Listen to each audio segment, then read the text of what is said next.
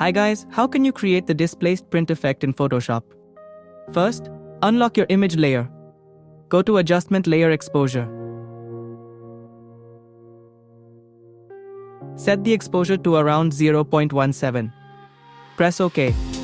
Now select the main image layer and press Ctrl+J to create a copy. Select the original image layer. Double-click on it to open Layer Style. Go to Blending Options, Advanced Blending. Turn off the green and blue channels. Press OK. Now select the copied layer. Double-click to open Layer Style. Go to Advanced Blending and turn off the red channel. Press OK. Select the Move tool. Slightly drag the top layer to the left or right. Dragging to the left usually gives better results.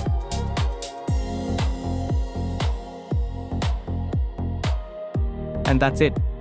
This is how you can create the displaced print effect in Photoshop.